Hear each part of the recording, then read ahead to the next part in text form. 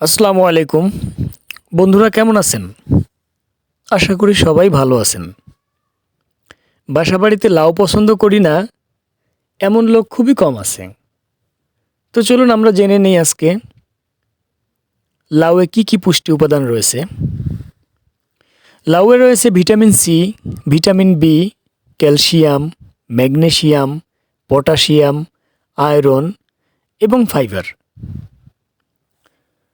লাউয়ের উপকারিতা সম্বন্ধে আমরা আজকে জানব এবং ক্ষতিকর প্রভাব সম্বন্ধে জানব। প্রথমে আমরা জানতেছি লাউয়ের উপকারিতা সম্পর্কে। লাউ ফাইবার সমৃদ্ধ হওয়ায় হজম শক্তি বাড়ায় এবং কোষ্ঠকাঠিন্য দূর করতে সাহায্য করে। লাউ ওজন কমাতে সাহায্য করে। লাউয়ে ক্যালোরি কম এবং পানির পরিমাণ বেশি থাকে, এটি ওজন কমাতে সাহায্য করে। হৃদরোগ প্রতিরোধে সহায়ক। লাউয়ে থাকা পটাশিয়াম রক্তচাপ নিয়ন্ত্রণে সাহায্য করে, যা হৃদরোগের ঝুঁকি কমায়। ডায়াবেটিস নিয়ন্ত্রণে সহায়ক। লাউ রক্তে শর্করার পরিমাণ কমাতে সাহায্য করে, যার ফলে ডায়াবেটিস নিয়ন্ত্রণে থাকে। ডিহাইড্রেশন দূর করে। লাউয়ে 92% পানি শরীরের পানি শূন্যতা দূর করতে কার্যকর ভূমিকা রাখে।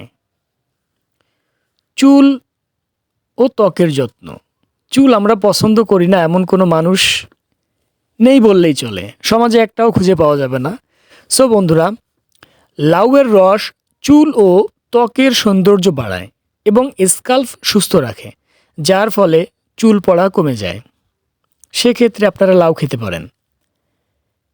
প্রাকৃতিক শীতাতাপ নিয়ন্ত্রণকারী হিসেবে লাউকে ধরা হয়।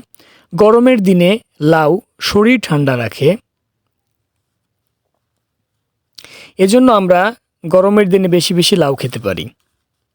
এখন আমরা জানব লাউয়ের ক্ষতিকর প্রভাব সম্পর্কে।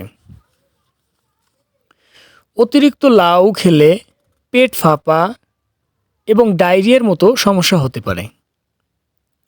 কাঁচা লাউয়ের রসে বিষাক্ত যৌগ থাকে, যা বমি, পেট ব্যথা ও শারীরিক অসুস্থতার কারণ হতে পারে।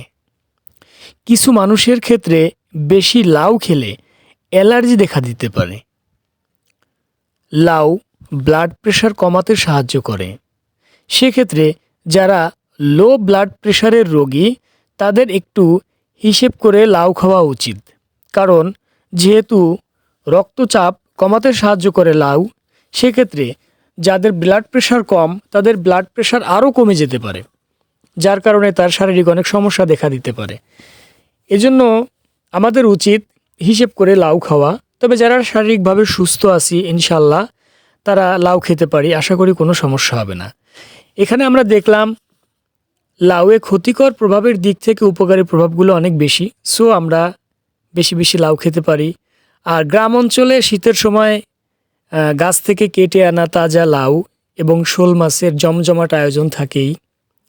সো বন্ধুরা, আমার ভিডিওটি যদি আপনাদের ভালো লাগে, একটু উপকৃত হয়ে থাকেন, প্লিজ আমার চ্যানেলটাকে সাবস্ক্রাইব করবেন, লাইক দিয়ে পাশে থাকবেন। ধন্যবাদ সকলকে।